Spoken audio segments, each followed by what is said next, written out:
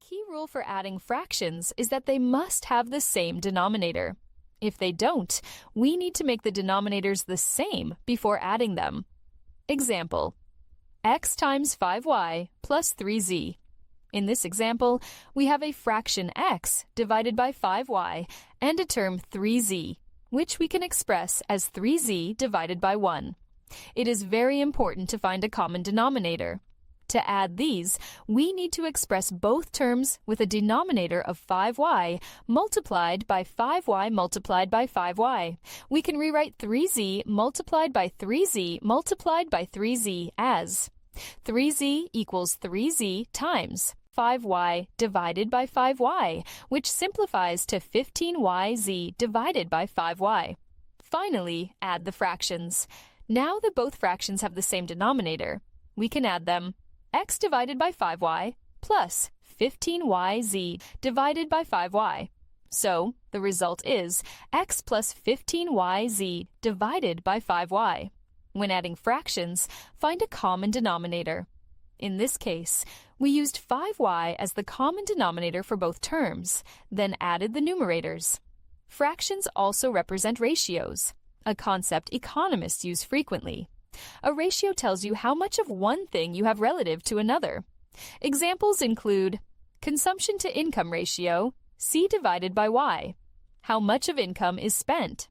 Capital output ratio, K divided by Y. Efficiency of capital in generating output.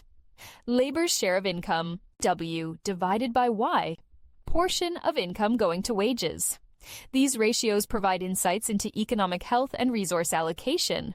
For instance, a rising C divided by Y might indicate increased consumer confidence, while changes in W divided by Y could signal shifts in income distribution. Moving on to functions. A function establishes a relationship between an input and an output.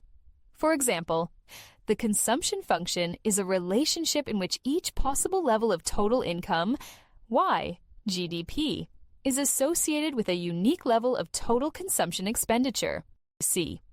The domain, input, is total income, Y, and the codomain, output, is consumption, C. Consumption is a function of income is a way to express this relationship mathematically. C equals F of Y. In this equation, Y is the independent variable, income or GDP. C is the dependent variable, consumption. In economics, this is often interpreted as a causal relationship, meaning that changes in income, Y, directly cause changes in consumption, C. F of X equals X plus 5. Here, the input X is transformed by adding 5 to produce the output. In economics, functions help us model cause and effect relationships. All right, let's break this down step by step, as if we're in a lecture on how national income and consumption interact, and how this is useful for understanding fiscal policy. The equation we're looking at is called the consumption function, and it's a way economists model how consumer spending, which we call consumption, or C, responds to national income, Y. The equation we have is C equals 0.8 times Y plus 50, where C stands for consumption. This is the total amount of goods and services that households consume. Y represents income. In this case, it's national income, the total income earned in the economy. 0.8Y is the part of consumption that depends directly on income. This is known as the marginal propensity to consume, MPC. The MPC tells us how much more households will consume when their income increases by 1 unit. So in our case, if income increases by 1 unit, consumption will increase by 0.8 units. 50 is the constant, which represents autonomous consumption. This is the level of consumption that occurs even when national income is 0.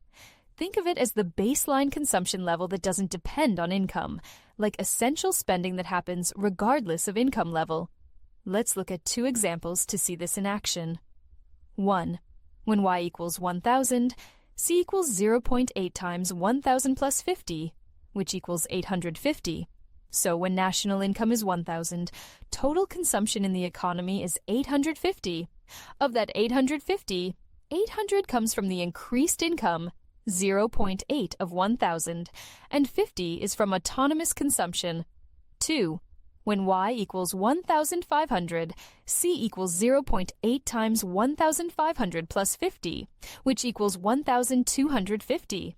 Now, when national income increases to 1,500, consumption increases to 1,250. This time, 1,200 comes from the increase in income, 0.8 of 1,500. And again, 50 comes from autonomous consumption. The key takeaway here is that as income increases, consumption increases too, and it increases by a fixed proportion. So the equation shows us that higher income leads to more spending, and this is a direct relationship between income and consumption. Why it is important for fiscal policy. Stimulus packages. Suppose the government decides to increase national income through a fiscal policy, like giving out stimulus checks or increasing government spending. If the government injects money into the economy, national income, Y, rises. This causes consumption, C, to rise too, since people will spend part of that additional income. If income goes up, as we saw in the examples, consumption will also increase.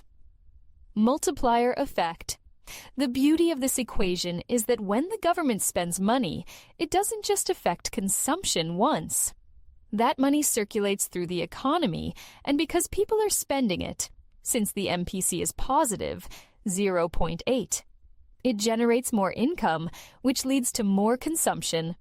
This is known as the multiplier effect. For example, if the government gives people more money, they spend it, and that spending becomes someone else's income, who then spends part of it again, and so on. The result is that a small initial increase in government spending can lead to a much larger increase in overall economic activity. Think about your own experiences. Have you noticed patterns in how people spend after a pay raise, or how businesses respond to economic incentives? Share your examples, and let's connect these theories to real life.